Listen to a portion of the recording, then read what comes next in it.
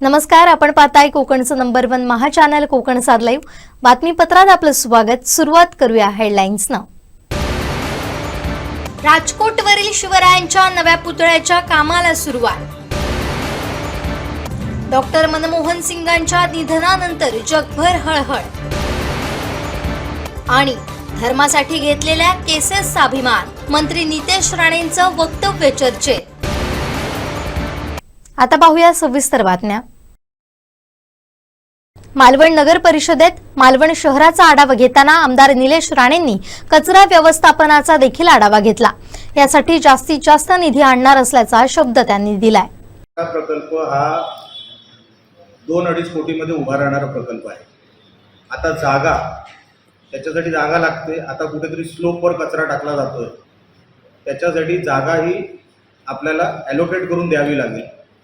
ती ॲलोकेट करून दिल्यानंतर ओला कचरा असेल, सुका कचरा असेल, दोघांवर प्रक्रिया करणारी ती कंपनी आहे. जगभरात आहे, देशभरात आहे. तर आपण का मागे पडलो आहे? तर त्याच्यासाठी जर मालवण शहरामध्ये कचराच नाही असं जर काही विषय असेल तर मी बोललो तशी वस्तुस्थिती नाही आहे. आजूबाजूला लागून गावं आहेत, किनारपट्टीची गावं आहेत. तर असं नाही की रॉ मटेरियल त्याच्यामध्ये मिळणार नाही आहे, आपल्याला ती सोय करून द्यायची. जर 1.5-2 कोटीमध्ये मी प्रकल्प आणला तर कलेक्शन आता धड होत नाही, त्याचं कलेक्शन झालं पाहिजे. त्याच्यामध्ये काही आमच्या सदस्यांनी त्याच्यावरती सूचना दिल्या, त्या दुरुस्ती केल्या पाहिजे. त्या दुरुस्ती झाल्यानंतर प्रकल्पाची कॉस्ट जी काय असेल मी माझ्या निधीतून देऊ शकतो. आता नगर विकास आपलं सरकार आहे, मोठ्या प्रमाणात निधी आम्ही वळू शकतो. शिंदे साहेब या खात्याचे आमचे मंत्री आहेत आणि म्हणून मागणी केल्यानंतर मॅक्सिमम पैसा, जास्तीत जास्त पैसा आपल्याकडे कसा वळेल हा प्रयत्न आमचा आहे. मालवण शहरासाठी रिंग रोडचा प्रस्ताव करण्यात येतोय अशी माहिती आमदार निलेश राणे यांनी पत्रकार परिषदेत दिली. त्यामुळे मालवण वासियांची वाहतूक कोंडीपासून सुटका होणार आहे. पाहुयात काय म्हणालेत निलेश राणे. वाढत चालली आहे पर्यटकांमुळे आणि आजच्या रहदारीमुळे आपल्याला कधी ना कधीतरी रिंग रोडची व्यवस्था करावी लागणार. त्याच्यामध्ये कुठलीही घरं डिस्टर्ब न होता मी अभियंत्यांशी पण मागे बोललो की तुम्ही आम्हाला असा एक प्रस्ताव तयार करून द्या जे बाहेरून आम्हाला आमची देवबाग आणि ती गावं जोडून देतील. त्याच्यावरही काम सुरू आहे, पण त्यांनी तुम्हाला तोपर्यंत सांगू शकत नाही जोपर्यंत त्यांनी मला तो ब्लूप्रिंट दाखवला नाही. तोपर्यंत एकदा ब्लूप्रिंट तयार झाला की मी तुमच्यासमोर परत एकदा ठेवेन. पण मालवण शहराला रिंग रोड आणि बाहेरून कनेक्टिव्हिटी आपल्याला गरजेची आहे. ते नवीन प्रस्ताव मागचे 10 वर्ष गेलंच नाही. एकही नवीन प्रस्ताव नवीन रस्त्यासाठी, नवीन ब्रिजसाठी मागच्या 10 वर्षामध्ये गेला नसल्यामुळे मला जेव्हा मी अधिकाऱ्यांबरोबर बसलो मी त्यांना विचारलं, साहेब एवढी ही पर्यटकांची रांग इकडे वाढत चालली आहे, आपल्या जनतेला इकडे आतमध्ये जायला कधी कधी अडचण होते. ते रिंग रोडची व्यवस्था आपण करू शकतो का? तर त्याच्यासाठी ते प्रस्ताव तयार करतायत. एकदा ब्लूप्रिंट तयार झालं की तुमच्यासमोर ठेवतो. मस्ती खपवून घेणार नाही असा गर्भित इशारा मत्स्य आणि बंदर विकास मंत्री नितेश राणे यांनी बांगलादेशी रोहिंग्यांना दिलाय. अधिवेशन पहिल्यांदाच आमच्या सिंधुदुर्गामध्ये होत आहे आणि कोकण प्रांत म्हणून पालघरपासून ते गोवापर्यंत सगळेच आमचे विद्यार्थी मोठ्या प्रमाणामध्ये जवळपास 600 विद्यार्थी आमच्या सिंधुदुर्गामध्ये या परिषदेसाठी आलेले आहेत. आम्ही सगळे एकत्र येऊन आमच्या देशाला योग्य आकार द्यायचा असेल, आमच्या देशाला योग्य दिशा द्यायची असेल, हिंदू राष्ट्र म्हणून अगर आमचा देश पुढे यायचा असेल तर ही विद्यार्थीच आमची खरी संपत्ती आहे. आणि त्यांच्याशी संवाद साधणं, त्यांना मार्गदर्शन करणं, त्यांची साथ देणं, त्यांनी ताकद देणं हेच आमच्यासारख्या सगळ्या कार्यकर्त्यांची जबाबदारी आणि कर्तव्य असल्यामुळे आज आम्ही त्यांच्याबरोबर आलो, संवाद साधला, त्यांच्या सहवासात होतो. आम्हाला विश्वास आहे की ह्या विद्यार्थी परिषदेच्या ह्या कार्यक्रमाच्या नंतर निश्चित पद्धतीने आमच्या कोकणपट्टी पूर्ण कोकण प्रांताला या परिषदेचा मोठ्या प्रमाणामध्ये फायदा होईल आणि उपयोग होईल. साहेब, या खात्याचा पदभार घेतल्यानंतर आपण या भाषणात असं म्हणाला की जे किनारपट्टीवर मस्ती करतायत ते बांगलादेश किंवा रोहिंगो लोक असतील त्यांना आपण एक प्रकारचा इशारा दिला आहे आणि आपल्या कोकणात मोठी किनारपट्टी आहे.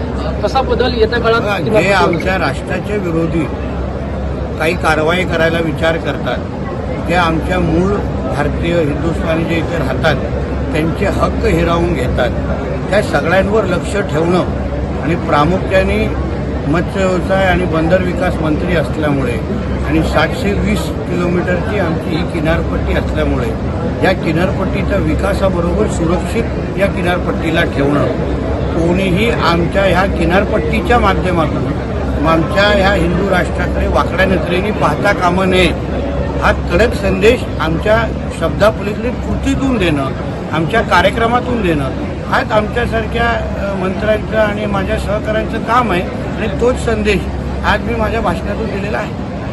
अखिल भारतीय विद्यार्थी परिषदेच्या अधिवेशनात नितेश राणेंनी आपल्या भाषणाला घोषणा देत सुरुवात केली. विद्यार्थी परिषदेकडून देखील यावेळी घोषणाबाजी करण्यात आली. घोषणांनी हे अधिवेशन दणाणून गेलं होतं. भारत माता की, भारत माता की, वंदे वंदे, जय श्रीराम, जय जय श्रीराम, भारत माता की, भारत माता की, वंदे वंदे, जय श्रीराम, जय जय श्रीराम. समृद्ध कोकण, विकसित कोकणसह आता भगवं कोकण असं मी म्हणेन. हिंदू राष्ट्रात आपण काम करतो, राष्ट्र प्रथम आपण मानतो. राष्ट्राकडे वाकड्या नजरेनं बघणारे डोळे त्या आव्हानाला कसं सामोरं जायचं हा आपल्या समोरचा प्रश्न आहे. त्या दृष्टीनं कार्य केलं पाहिजे. हिंदूंच्या विरोधात असणाऱ्यांच्या आडवं जाणं गरजेचं आहे. विरोधकांकडून होणाऱ्या आक्रमणांचा अभ्यास करणं गरजेचं आहे. आपल्यात तो कडवटपणा असा पाहिजे, तरच आपल्या देशाकडे कोणी वाकड्या नजरेनं पाहणार नाही, दहशत माजवायची हिंमत कोणी करणार नाही, असं मत मंत्री नितेश राणेंनी व्यक्त केलंय. आज आपल्या या संमेलनाचा, परिषदेचा विषय जो आमच्या समोर ठेवला आहे तो म्हणजे समृद्ध कोकण आणि विकसित कोकण. मी थोडं पुढे जाऊन ह्याच्यामध्ये एक वाक्य अजून माझ्याकडून अगर मला त्याच्यामध्ये ॲड करायचं आहे. समृद्ध कोकण, विकसित कोकण आणि भगवं कोकण.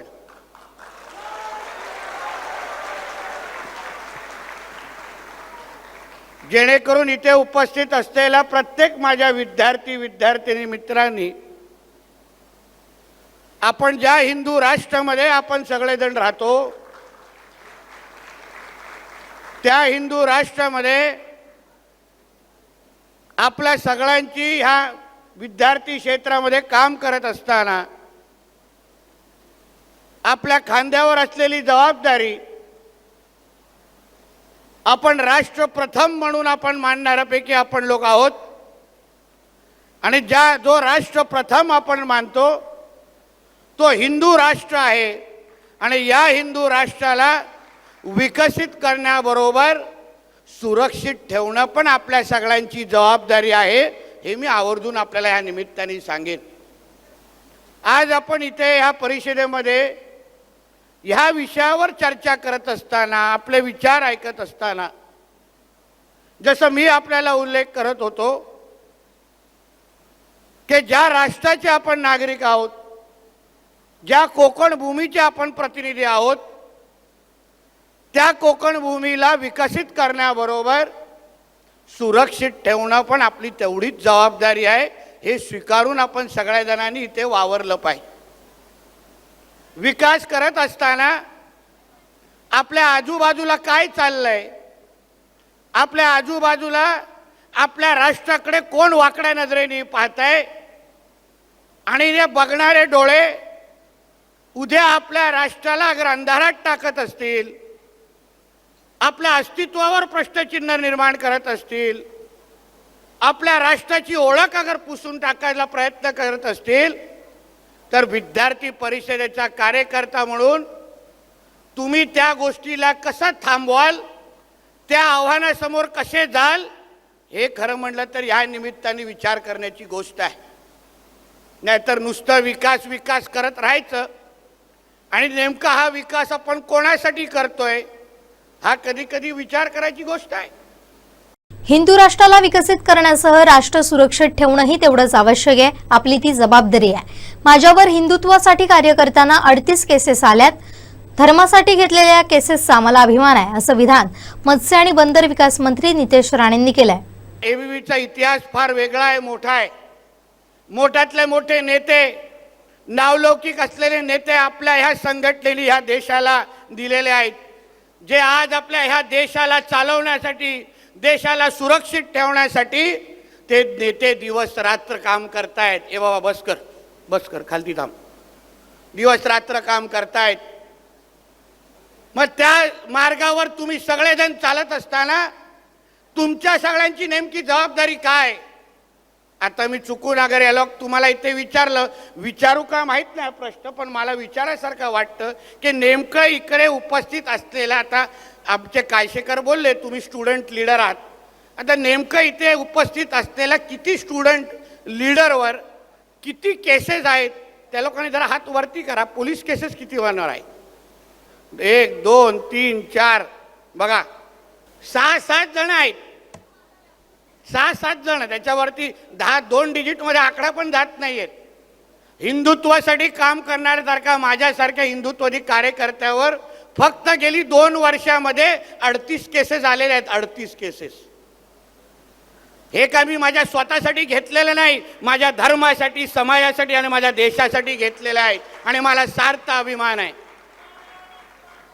तर ह्या गोष्टीबद्दल आपण सगळेजण विचार करा. आम्ही बोलत नाही मुद्दामून जाऊन कोणाला कानपडीत मारा, पण आपल्या देशाविरुद्ध, आपल्या धर्म आणि समाजाविरुद्ध जे जे कारवाई करताय, जे जे वाकड्या नजरेने पाहत असतील, जे जे आपल्या सुरक्षेच्या बद्दल प्रश्नचिन्ह निर्माण करत असतील, त्यांच्या आडवे येण्याची जबाबदारी पण प्रत्येकाची तुमची आहे. हे लक्षात घेऊन या परिषदेच्या बाहेर गेलं पाहिजे. नाही तर काय कुडता बिडता घातले तर झाले लीडर, बाकी करायची काय गरज नसते ना.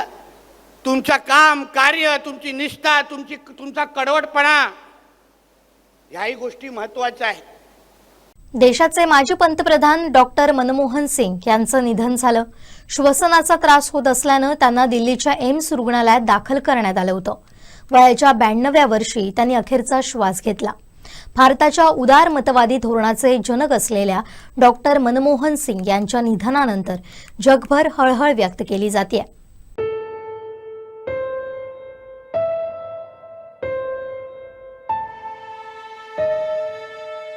प्रकृतीच्या कारणास्तव डॉक्टर मनमोहन सिंह हे गेल्या काही वर्षांपासून राजकारणापासून दूर होते.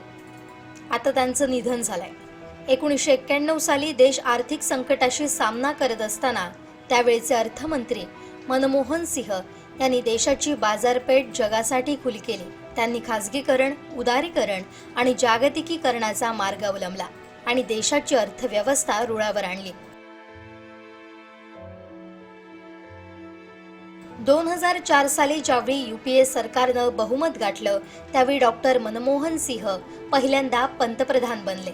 2008 साली अमेरिकेतील मंदीमुळे जगभरात मंदी निर्माण झाली, पण मनमोहन सिंहांच्या धोरणांमुळे भारताला त्याचा कोणताही फटका बसला नाही. त्यानंतर 2009 साली ते दुसऱ्यांदा पंतप्रधान बनले. डॉक्टर मनमोहन सिंह यांचा जन्म 26 सप्टेंबर 1932 पाकिस्तानमधील गाह या गावी झाला.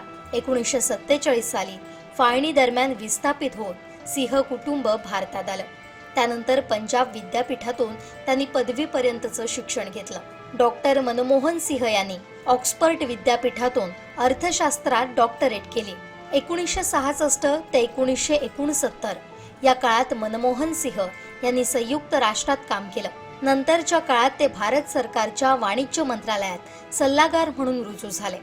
1972 ते 1976 या काळात भारत सरकारचे मुख्य आर्थिक सल्लागार म्हणून त्यांनी काम केलं. 1982 ते 1985 या काळात त्यांनी रिझर्व्ह बँकेचे गव्हर्नर म्हणून काम केलं. त्यानंतर 1985 ते 1987 या काळात त्यांनी नियोजन आयोगाचे उपाध्यक्ष म्हणून काम केलं. 1991 सालच्या आर्थिक संकट काळी तत्कालीन पंतप्रधान नरसिंह राव यांच्याकडून मनमोहन सिंग यांची अर्थमंत्रीपदी निवड करण्यात आली. अर्थमंत्री म्हणून मनमोहन सिंग यांच्या कार्यकाळात अर्थव्यवस्थेचं उदारीकरण करण्यात आलं. भारताला आर्थिक संकटातून बाहेर काढण्यात त्यांनी मोठी भूमिका पार पाडली. 1996 साली मनमोहन सिंह हे राज्यसभेचे विरोधी पक्षनेते होते. 2004 साली UPAची सत्ता आल्यानंतर डॉक्टर मनमोहन सिंह यांनी देशाचे 13वे पंतप्रधान म्हणून शपथ घेतली. 2004 ते 2014 या काळात त्यांनी 2 वेळा पंतप्रधान म्हणून काम केलं. एप्रिल 2024 साली त्यांनी राज्यसभेतून निवृत्ती घेतली. मात्र त्यांच्या अनेक निर्णयांचे दाखले आजही दिले जातात. त्यांच्या निधनानं जगभर हळहळ व्यक्त केली जाते. देवगड तारामुंबरी नाका इथं शुक्रवारी दुपारी वाहतूक कोंडीमुळे गाड्यांच्या लांबच लांब रांगा लागल्या होत्या.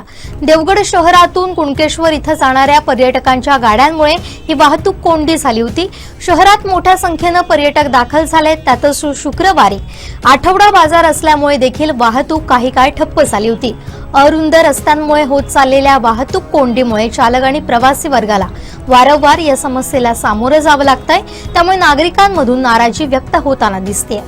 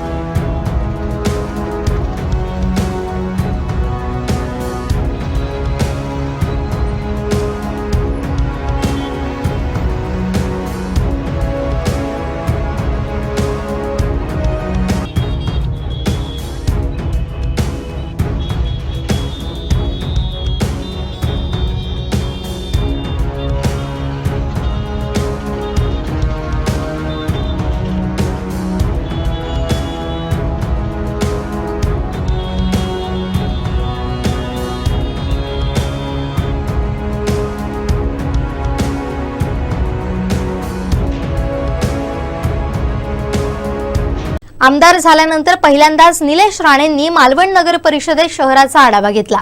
तब्बल 2 तास चाललेल्या बैठकीत आरोग्य, पर्यटन, नळपाणी योजना, कचरा व्यवस्थापन, महिला बचत गट, नगरोत्थान निधी याचा आढावा घेतला. आमदार म्हणून निवडून आल्यानंतर पहिल्याच अधिवेशनात निलेश राणे यांनी आपली छाप पाडली. मतदारसंघासह कोकणातील प्रश्नांबाबत अधिवेशनात आवाज उठवला.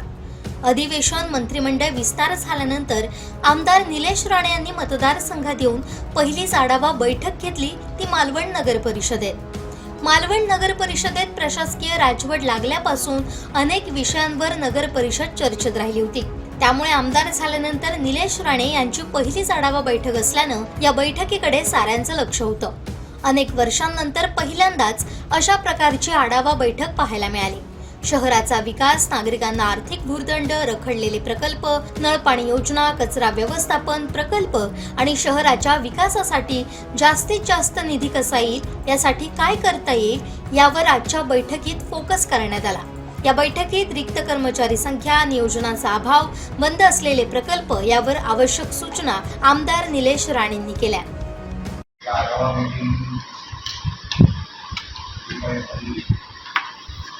या मीटिंग नंतर आपल्याला सगळ्याला अंदाज आला असेल की आपण या शहरामध्ये आहोत की आता शहर आता कुठल्या कंडिशनमध्ये आहे. आणि आपल्याला सगळ्यांना एक गोष्ट सांगतो, इकडे साहेब मी 5 वर्ष खासदार राहिलेलो. प्रशासनाची भाषा, शासनाची भाषा फार ऐकलेली, खूप वर्ष ऐकली. या घरात माझा जन्म झाला, 20 वर्ष राहिलो. आम्ही जेवढी घरची भाषा ऐकली ना तेवढी प्रशासनाची भाषा ऐकली. म्हणून हे झालं तर ते होईल, ते झालं ते होईल, हे आम्ही अनेक वर्षांपासून आहे. दुर्दैवाने मधल्या 10 वर्षामध्ये मला निवडून देता आलं नाही, म्हणून काही गोष्टी होऊन गेल्या. जिरगे साहेब जे येईल ते येऊ द्या, आपण नवीन काहीतरी आणू, पण आहे त्याचं नियोजन करा. जर आहे त्याच्यात पण जर तुमचं नियोजन नसेल तर गडबड होणार.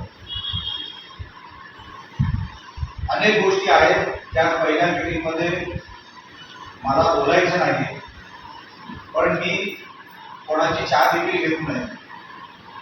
मी कुठल्या कॉन्ट्रॅक्टच्या भानगडीत मी पडत नाही, म्हणून तुम्हाला सगळ्यांना सांगतो, जेवढं स्ट्रिक्ट राहता येईल माझ्या शहराला चांगलं करण्यासाठी तेवढं स्ट्रिक्ट आणा. नगर विकास खातं आपल्याशी निगडीत आहे. मला तक्रार कोणाची करायला लावू नका. मी तुमच्या सोबत आहे, प्रशासन म्हणून मी तुमच्या सोबत आहे, इलेक्टेड रिप्रेझेंटेटिव्ह म्हणून मी तुमच्या सोबत आहे. पण हलगर्जीपणा मला चालणार नाही. तुम्ही मेहनत करा. कुठे चुकत असेल, न कळत कुठे चुका झाल्या असतील, आपण सुधारतो. पण जाणून बुजून कोण फक्त तुमची कारण करत असेल, फक्त कारण देत असेल, तर मला ते चालणार नाही. प्रशासन मला चांगलं माहिती आहे. DPDC बसून देशाच्या सर्वात मोठ्या सभागृहापासून मी सगळं बघत आलेलो आहे, अनेक मुख्यमंत्री बघितले. म्हणून माझी विनंती आपल्याला एवढीच आहे की आपण काम करत असताना आता आहे त्याच्यापेक्षा चांगलं कसं होईल.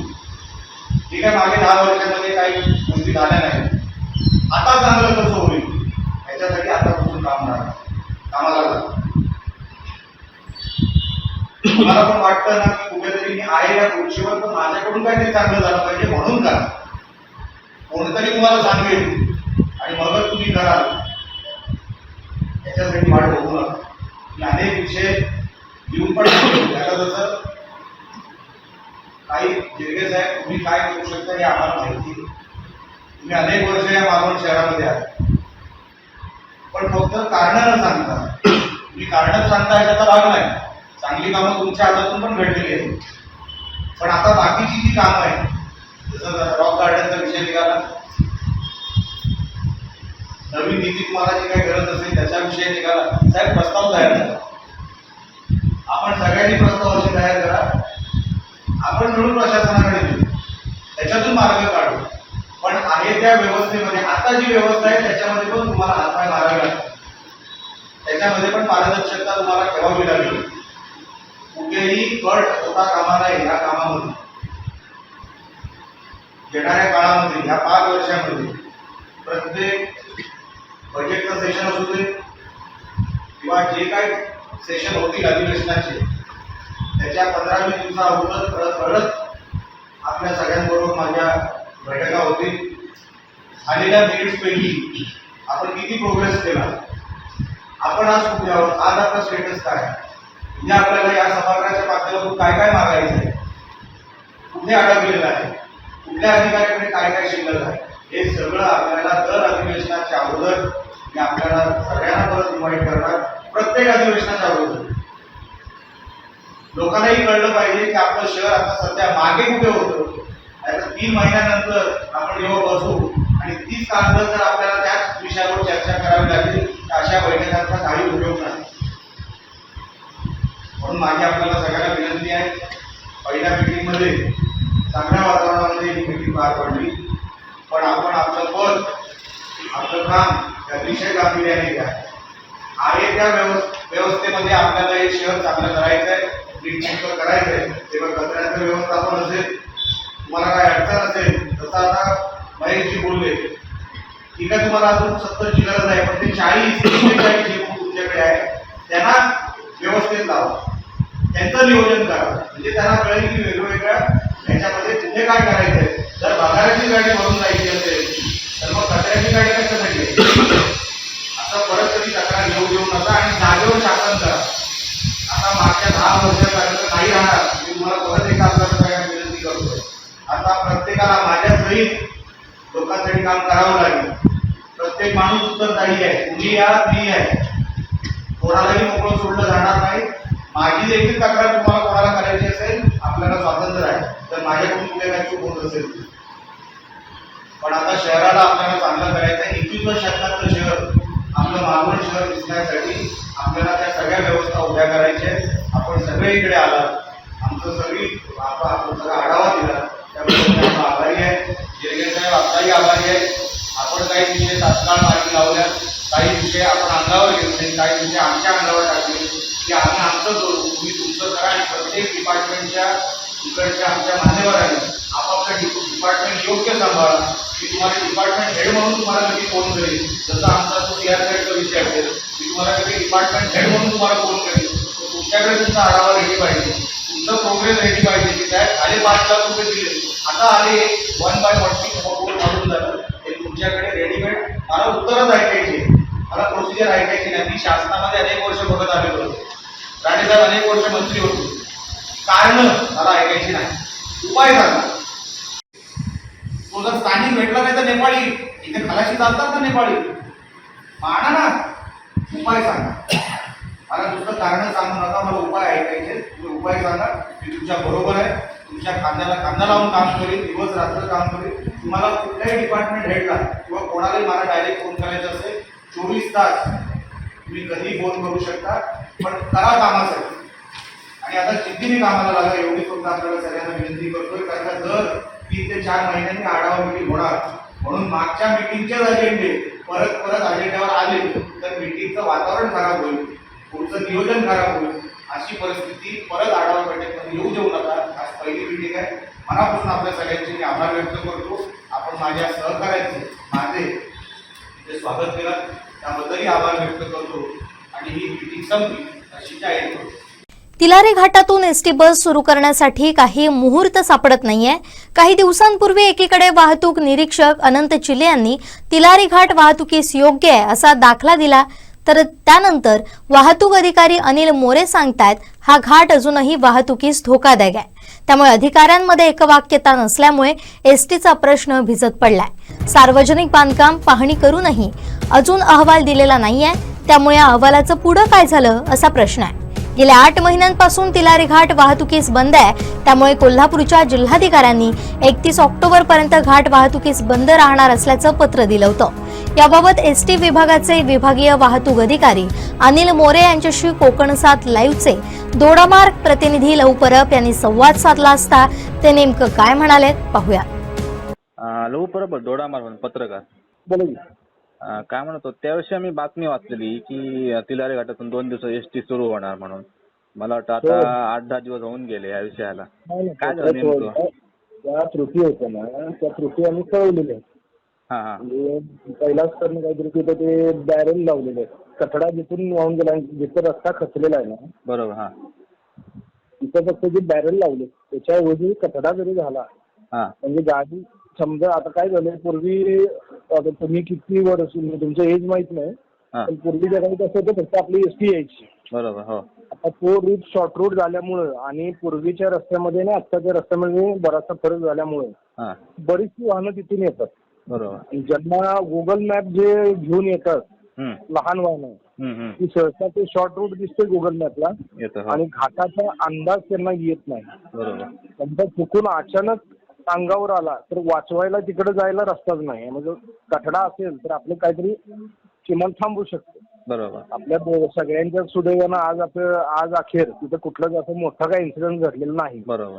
पण हे आपली कशी आहे, प्रवासी वाहतूक आहे. आपल्यामध्ये सामान्य लोक प्रवास करत असतात, त्यांच्या सुरक्षेसाठी जे बेसिक नॉर्म आहेत, बरोबर, घाटाला कठडा असावा, तेवढे 1-2 त्रुटी आहेत त्यातल्या. तेवढं झाली की आपलं काही अडचण नाही. म्हणजे पुन्हा एकदा सर्वे करून लवकरात लवकर गाडी चालू करायचा निर्णय घेता येईल. ज्यांनी जी चाचणी केली त्यांच्या अहवालावरच आम्ही तुम्हाला सांगतो. आता आम्ही तर काही स्वतः आलेलो नव्हतो तिथं.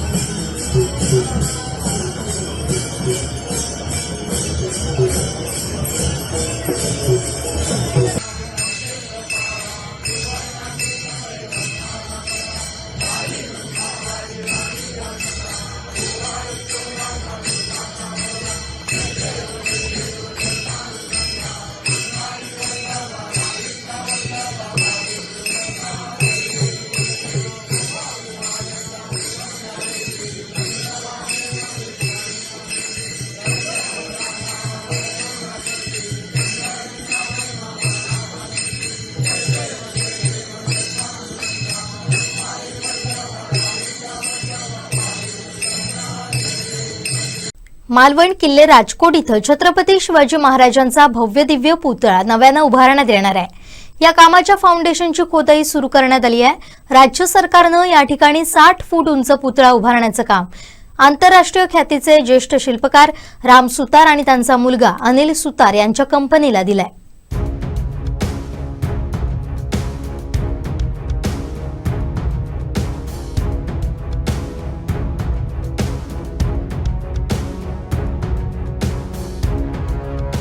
नौसेना दिनाला लोकार्पण झालेला मालवण किल्ले राजकोटवरील छत्रपती शिवाजी महाराजांचा पुतळा कोसळल्याची दुर्घटना घडली होती. आता याच ठिकाणी नव्यानं हा पुतळा उभारला जाणार आहे. या कामाच्या फाउंडेशनची खोदाई सुरू करण्यात आली आहे. राज्य सरकारनं या ठिकाणी 60 फूट उंच पुतळा उभारण्याचं काम आंतरराष्ट्रीय ख्यातीचे शिल्पकार राम सुतार आणि त्यांचा मुलगा अनिल सुतार यांच्या कंपनीला दिलंय. Ram Sutar art creations private limited या कंपनीनं याआधी गुजरातमधील स्टॅच्यू ऑफ युनिटी या सरदार वल्लभभाई पटेलांच्या पुतळ्याचं काम पाहिलं होतं. देशभरात मोठमोठे पुतळे दर्जेदार पद्धतीनं उभारण्याचा मोठा अनुभव त्यांना. राज्य शासनानं राजकोट किल्ला इथं छत्रपती शिवाजी महाराज यांच्या पुतळ्याची रचना, अभियांत्रिकी, बांधकाम, उभारणी, संचलन आणि देखभाल दुरुस्ती करण्याची निविदा प्रसिद्ध केली होती. इतर निविदांची तुलना केल्यानंतर राम सुतार यांच्या कंपनीला हे काम देण्यात आलंय. कास्य धातूपासून 60 फुटाचा पुतळा तयार होतोय. डोक्यापासून पायापर्यंत पुतळ्याची उंची 60 फूट इतकी असणार आहे. तर पुतळा ज्यावर उभा असेल तो 3 मीटर उंचीचा मजबूत असा चौथरा बनवण्यात येणार आहे. निविदेनुसार 100 वर्ष टिकेल असा पुतळा बांधण्याची अट घालण्यात आली आहे. तर 10 वर्ष पुतळ्याची देखभाल आणि दुरुस्ती करण्याची ही अट घालण्यात आली आहे. आधी 3 फूट उंचीचे फायबर मॉडेल तयार केले जाईल. कला संचालनालयानं मान्यता दिल्यानंतरच प्रत्यक्ष बांधकाम हाती घेतलं जाईल. नव्या पुतळ्याचा प्रकल्प IIT मुंबई आणि अनुभवी कंत्राटदार कंपनीला देण्यात आलाय. तसेच पुतळा मजबूत असा उभारला जावा यासाठी तज्ज्ञांचीही मदत घेण्यात येणार आहे. 21व्या शतकातील मालवण शहर दिसण्यासाठी जे काही करायचे ते करणार असा निर्धार आमदार निलेश राणेंनी व्यक्त केलाय. नगर परिषदेत आढावा बैठक झाल्यानंतर पत्रकार परिषदेत काय म्हणालेत निलेश राणे पाहूयात. आज मालवण नगर परिषदेमध्ये आढावा बैठक ही घेण्यात आली. आमदार म्हणून जिंकल्यानंतर ही पहिलीच आढावा बैठक मालवण शहरामध्ये सगळ्या डिपार्टमेंट हेड, HOD, CEO यांची इथे आता संपन्न झालेली आहे. सगळे विषय आपणही पत्रकार म्हणून या मीटिंगमध्ये होतात, आपण ते सगळे विषय ऐकलेले आहेत. प्रत्येक विषयावर सविस्तर चर्चा झालेली आहे.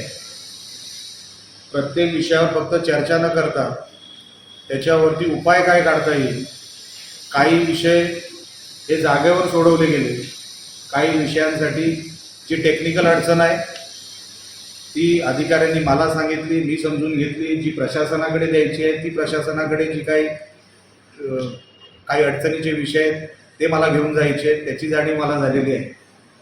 आणि एक चांगलं सुंदर शहर, 21व्या शतकातलं शहर दिसण्यासाठी ज्या काही गोष्टी करणं गरजेचं आहे ते सगळं सहकार्य असेल, मदत असेल, एक आमदार या नात्याने प्रत्येक डिपार्टमेंटच्या HODनं देण्याची मी ग्वाही दिलेली आहे. आणि त्यांना असंही सांगण्यात आलेलं आहे माझ्याकडून की कसलाही हलगर्जीपणा चालणार नाही. मागच्या 10 वर्षामध्ये काही चुका झाल्या असतील, काही गोष्टी राहिल्या असतील, काही गोष्टी दुर्लक्ष झाल्या असतील, कोणाचं लक्ष नसेल, लोकप्रतिनिधींचं लक्ष नसेल, पण आता इथे आमदार बदललेले आहेत, खासदार बदललेले आहेत. आता तसा हलगर्जीपणा चालणार नाही. आता प्रत्येकाला जनतेला उत्तर द्यावं लागेल. आपण ज्या खुर्चीवर बसतो त्याला न्याय द्यावा लागेल. या सगळ्यांना सूचना दिलेल्या आहेत माझ्या सहित. म्हणजे मी पण त्याच्यापासून वंचित नाही, मला पण ही माझीही जबाबदारी आहे. आणि म्हणून दर अधिवेशनाच्या अगोदर अशाच आढावा बैठका घेण्यात येतील. इथून पुढे मी आता कुडाळमध्ये जाणार आहे, तिकडच्या नगर पंचायतीमध्ये असाच आढावा आहे. मला पंचायत समितीमध्ये बसून दोन्ही तालुक्यांचा आढावा घ्यायचा होता, पण BDOंकडे आता सध्या कोण BDOंकडे हे नाही, आता BDO नाहीत, आहे चार्ज आहे पण फुल टाईम नाही. म्हणून नवीन वर्षामध्ये जेव्हा BDO तिकडे येतील पदावर, त्यांना घेऊन दोन्ही पंचायत समितीमध्ये मालवण आणि कुडाळ तालुक्यांचे आढावे असेच घेण्यात येतील. CRZ मधून आता सुटका होणार आहे असं महत्त्वपूर्ण विधान आमदार निलेश राणेंनी केलंय. मालवणात काय म्हणालेत निलेश राणे, पाहूया. CRZ मध्ये एक अडचण आहे, जी HTL म्हणतो आपण, हायटाईड लाईनची असते, त्याला रेशिओ असतो. आपण आता सध्या 1/2500 आहोत. अधिकाऱ्यांचं म्हणणं होतं की जर आपण 1/4000 केलं तर आपल्या परिसरामध्ये ज्या काही CRZमुळे अडचणी येतात, परवानग्यांच्या अडचणी येतात किंवा इतर अडचणी येतात, ते येणार नाही.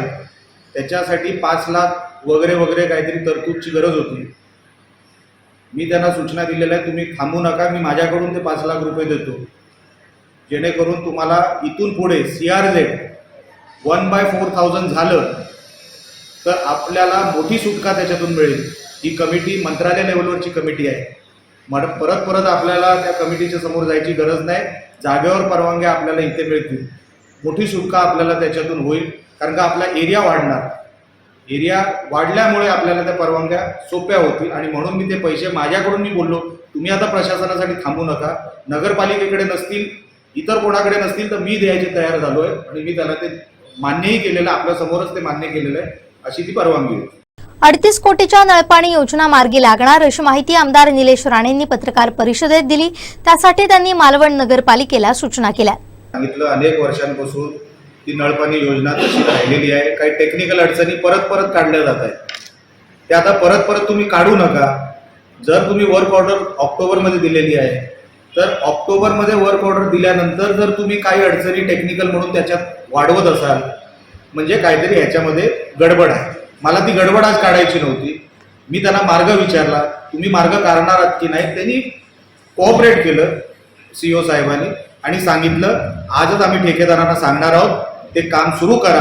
आणि आजपासून ते काम, म्हणजे आज सांगितलं उद्यापासून ते काम सुरू होईल, असं स्वतः CEO आपले नगरपालिकेचे, नगर परिषदेचे जिरगे साहेब यांनी मान्य केलेलं आहे. म्हणून जो 38 कोटीचा हा नळपाणी योजनेचा हा जो विषय आहे तो मार्गी लागला. सांगितलं अनेक वर्षांपासून ती नळपाणी योजना तशी राहिलेली आहे. काही टेक्निकल अडचणी परत काढल्या जात आहेत, त्या आता परत तुम्ही काढू नका.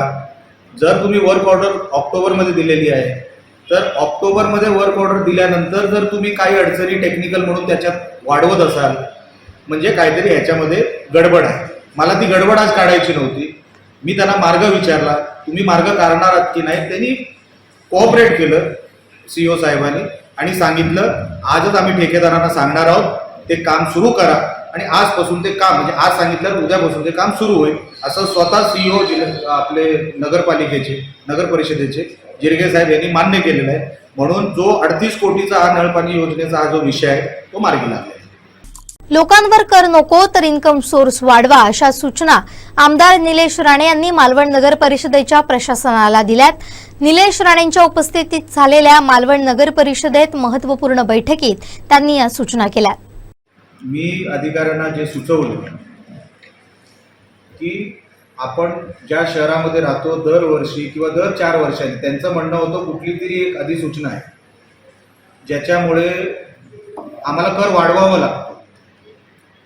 तशी कुठली डॉक्युमेंट माझ्याकडे ते देऊ शकली नाही, आता सध्या देऊ शकली नाही, कदाचित नंतर देतील. पण नंतर त्यांच्या बोलण्यातून असं क्लिअर झालं की ते एस्कलेशन बद्दल बोलत होते. म्हणजे दर 3 वर्षानंतर एस्कलेशन एक क्लॉज असतो, तरतूद असते, पण ती मान्यच करायची असते अशातला काही भाग नसतो. म्हणून मी त्यांना सांगितलं तो कर न लोकांवर लावता आपण इन्कम सोर्स कसा तयार करू शकतो. काही माझ्या फंडातून असेल, काही राणेसाहेबांच्या फंडातून असेल, DPDC नाविन्य योजनेतून असेल, राज्य शासनाच्या बजेटमधून असेल, रॉक गार्डन, नवीन वास्तू, किनारपट्टी अशा अनेक गोष्टी त्याच्यातून तयार करण्यासारख्या आहेत. तर आपण त्या तयार कराव्या. इन्कम सोर्स वाढवा. फक्त लोकांवर कर कशाला लावायचा ते बरोबर नाही. आणि मी त्यांना सूचना दिल्या आहेत. मी सांगेपर्यंत तो कर वाढवायचा जो विषय तो सध्या थांबवा. एकदा आपल्याला उपाय त्याच्यावर मिळाला मग त्याच्यानंतर चर्चा करू त्या विषयावर. ठेवा, तुम्ही गल्लत करू नका. कोणच कर थांबू शकत नाही. आहे त्या व्यवस्थेमध्ये आपल्याला इन्कम सोर्स कसा तयार करता येईल ज्याच्यामुळे लोकांवर कर हा न वाढवता आपल्याला इन्कमच्या माध्यमातून ते डेफिसिट आपल्याला भरता येईल. आपल्याला इन्कम मध्ये पण जर तुम्ही डॉक्युमेंट बघितलं 25-30 लाखाचा डेफिसिट आहे शहरामध्ये करामध्ये, तो कसा भरता येईल म्हणून ते इन्कम वाढवावं लागेल. त्याच्यावरती चर्चा होती आणि त्याच्यावर तर मार्ग काढण्यासाठी मी सांगितलं कर वाढवायचा असेल किंवा कर तसाच ठेवायचा जर असेल तर आपल्याला एका बाजूने इन्कम वाढवावं लागेल. हा तो विषय होता. नगरोत्थानमधून कोट्यवधीचा निधी आणणार असा शब्द आमदार निलेश राणेंनी दिलाय. पाहुयात नेमकं काय म्हणालेत निलेश राणे. जो निधी आहे नगरोत्थानमधून मी जसं पंढरपूरचं उदाहरण दिलं की पंढरपूरमध्ये नगरपंचायत आहे पण ते तीर्थक्षेत्र आहे, तरी तिकडे 75 कोटी तिकडची उलाढाल आहे. तिकडे नगरोत्थानमधून त्यांना ते पैसे मिळतात. ते तीर्थक्षेत्र आहे, आपलं पर्यटन क्षेत्र आहे. तर आपण सिंगल डिजिटमध्ये का मागतोय, आपण डबल डिजिटमध्ये का मागत नाही. आपल्याकडे पण डेन्सिटी वाढली, आपल्याकडे लोक वाढली, आपल्याकडे इन्फ्रास्ट्रक्चरची गरज वाढली, आपल्याकडे रस्त्यांची गरज वाढली, आपल्याकडे रस्ते खराब जास्त होतात, आपल्याकडे पावसाळा जास्त आहे, आपल्याकडे एअरपोर्ट बाजूला आला. ह्या सगळ्या गोष्टी गृहीत धरून तुम्ही प्रस्ताव तयार करून पाठवून द्या सरकारकडे. पण आपण जर 8 कोटी पाठवले तर सरकार 6 कोटी पाठवणार. म्हणून मी त्यांना सांगितलं किमान आता आहे त्या व्यवस्थेमध्ये तुम्ही पर्यटक जर फक्त मोजले तर शेकडो हजारो पर्यटक आपल्याकडे वाढले. त्यांची संख्या डेन्सिटी जर आपण सरकारला दाखवू शकलो तर 20 कोटी 25 कोटी आपल्याला नगरोत्थानमधून आपण मागणी करू शकतो. तर मागणी करा, अशी मागणी करा असा मी प्रस्ताव त्यांनी तयार करायला मी त्यांना सांगितलेला आहे. आता ते त्या कामात लागले.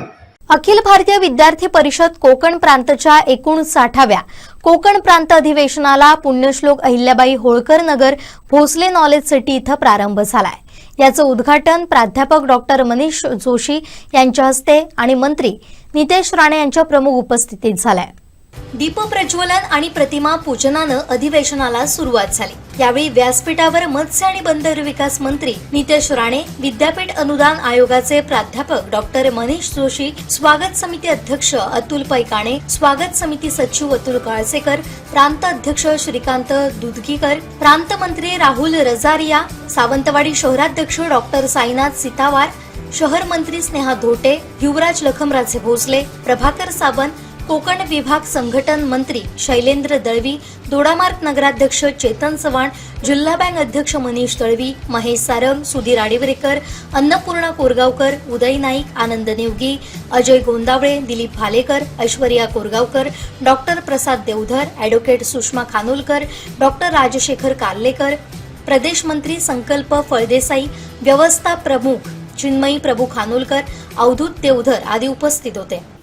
अखिल भारतीय विद्यार्थी परिषदेच्या कोकण प्रांत अधिवेशनामध्ये तुम्ही पालघरपासून कारवारपर्यंत म्हणजे गोव्याच्या सीमेपर्यंत या सगळ्या भागातून आलेले हे सगळे विद्यार्थी आहेत. आणि अखिल भारतीय विद्यार्थी परिषदेच्या अशाच अधिवेशनामध्ये वेगवेगळे विषय चर्चेला गेले आणि त्या चर्चेतनं काही प्रस्ताव पारित झालेले असतात.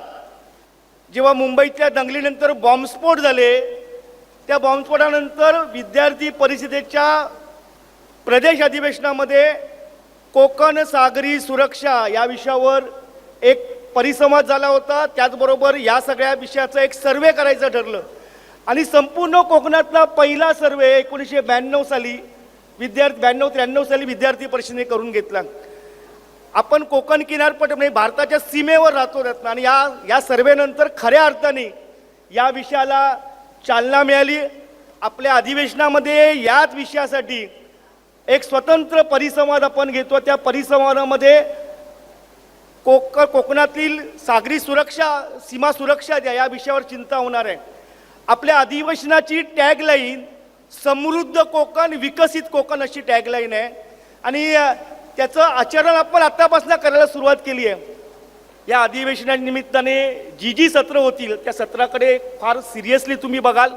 म्हणजे मला त्यातली काही सत्र ऐकण्याची संधीसुद्धा स्वागत समितीचा सचिव म्हणून मला मिळणार आहे आणि तुम्ही त्याच्यावर विचार करणार आहात. तुम्ही सगळेजण या अधिवेशनाला आलात त्याबद्दल तुमचं मनापासून कौतुक की तुम्ही एका राष्ट्रीय विचाराच्या बरोबर राहणारे कार्यकर्ते, विद्यार्थी कार्यकर्ते आणि त्यामुळे मला तुमच्या सगळ्यांमध्ये भविष्यातले नेते दिसतात, भविष्यातला आदर्श नागरिक दिसतोय आणि या अधिवेशनाच्या निमित्ताने आम्हाला तुमचं स्वागत करायची संधी दिल्यापासून मनापासून आभार सगळ्यांचे.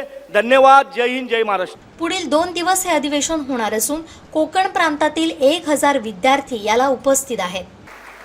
आज आपल्या या संमेलनाचा परिषदेचा विषय जो आमच्या समोर ठेवला आहे तो म्हणजे समृद्ध कोकण आणि विकसित कोकण. मी थोडा पुढे जाऊन ह्याच्यामध्ये एक वाक्य अजून माझ्याकडून अगर मला त्याच्यामध्ये ॲड करायचं आहे. समृद्ध कोकण, विकसित कोकण आणि भगवा कोकण.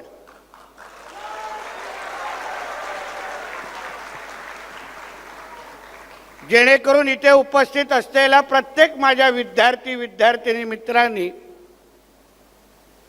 आपण ज्या हिंदू राष्ट्रामध्ये आपण सगळेजण राहतो त्या हिंदू राष्ट्रामध्ये आपल्या सगळ्यांची ह्या विद्यार्थी क्षेत्रामध्ये काम करत असताना आपल्या खांद्यावर असलेली जबाबदारी आपण राष्ट्र प्रथम म्हणून आपण मानणाऱ्यापैकी आपण लोक आहोत आणि जो राष्ट्र प्रथम आपण मानतो तो हिंदू राष्ट्र आहे आणि या हिंदू राष्ट्राला विकसित करण्याबरोबर सुरक्षित ठेवणं पण आपल्या सगळ्यांची जबाबदारी आहे हे मी आवर्जून आपल्याला या निमित्ताने सांगेन. आज आपण इथे ह्या परिषदेमध्ये ह्या विषयावर चर्चा करत असताना आपले विचार ऐकत असताना जसं मी आपल्याला उल्लेख करत होतो की ज्या राष्ट्राचे आपण नागरिक आहोत, ज्या कोकण भूमीचे आपण प्रतिनिधी आहोत, त्या कोकण भूमीला विकसित करण्याबरोबर सुरक्षित ठेवणं पण आपली तेवढीच जबाबदारी आहे हे स्वीकारून आपण सगळ्या जणांनी इथे वावरलं पाहिजे.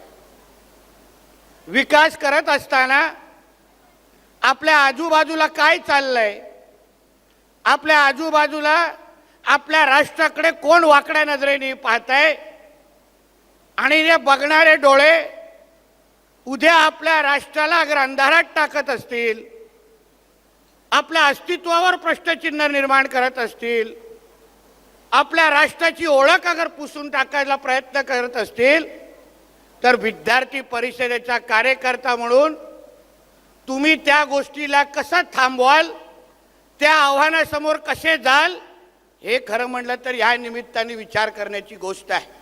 आता नेमकं इथे उपस्थित असलेल्या किती स्टुडंट लीडरवर किती केसेस आहेत त्या लोकांनी जरा हात वरती करा. पोलीस केसेस किती होणार आहे करू शकता? 1 2 3 4 बघा 6-7 जण आहेत. 6-7 जण, त्याच्यावरती 2 डिजिटमध्ये आकडा पण जात नाहीयेत. हिंदुत्वासाठी काम करणाऱ्यासारखा माझ्यासारख्या हिंदुत्ववादी कार्यकर्त्यावर फक्त गेली 2 वर्षामध्ये 38 केसेस आलेले आहेत. 38 केसेस. हे काय मी माझ्या स्वतःसाठी घेतलेलं नाही, माझ्या धर्मासाठी, समाजासाठी आणि माझ्या देशासाठी घेतलेलं आहे आणि मला सार्थ अभिमान आहे. तर ह्या गोष्टीबद्दल आपण सगळेजण विचार करा. आम्ही बोलत नाही मुद्दामून जाऊन कोणाला कानपडीत मारा, पण आपल्या देशाविरुद्ध, आपल्या धर्म आणि समाजाविरुद्ध जे जे कारवाई करताय, जे जे वाकड्या नजरेने पाहत असतील, जे जे आपल्या सुरक्षेच्या बद्दल प्रश्नचिन्ह निर्माण करत असतील, त्यांच्या आडवे येण्याची जबाबदारी पण प्रत्येकाची तुमची आहे. हे लक्षात घेऊन या परिषदेच्या बाहेर गेलं पाहिजे. नाही तर काय कुडता बिडता घातले तर झाले लीडर, बाकी करायची काय गरज नसते ना. तुमचं काम, कार्य, तुमची निष्ठा, तुमचा कडवटपणा, ह्याही गोष्टी महत्त्वाच्या आहेत. विकसित कोकण आणि समृद्ध कोकण अशी थीम घेऊन आपण काम करतोय. हे अधिवेशनावरती चर्चा करतोय. ज्यावेळेला विकसित येतं त्यावेळेला समृद्ध येतं आणि त्याचबरोबर सुरक्षितता हा त्याचा इंटरनल पार्ट आहेच. त्यामुळे ह्या बरोबरीनेच आपण ज्यावेळेला विचार करतोय तर या कोकणाची, ज्या कोकणामध्ये मला इथे बोलवलंय त्या कोकणाची ओळख मला विद्यार्थी परिषदेमुळे झालेली आहे. या कोकणासाठी 1990च्या दशकामध्ये ज्यावेळेला मी स्वतः विद्यार्थी परिषदेचं काम करत होतो त्यावेळेला आम्ही नुकतीच जी कोकण रेल्वे सुरू झाली होती तर त्या संदर्भातलं एक गाणं आम्ही, जसं आपण आज जे पद्य म्हणतायत तसं एक पद्य आम्ही कायम म्हणायचो. लाल बत्ती हिरवी झाली, आली कोकण गाडी दादा, आली कोकण गाडी, ठाणा मुंब्रा कल्याणाची ओलांडून काढी, आली कोकण गाडी दादा, आली कोकण गाडी. त्याच्यामध्ये मला सावंतवाडी तो पूर्ण प्रवास त्याच्यामध्ये त्यांनी दिला होता ते, आणि आम्ही ते गाणं म्हणायचो. जंक्शन आता मागे गेले, पनवेलीचे स्टेशन आले, ओढ लावी कर्नाळ्याची हिरवी हिरवी झाडी.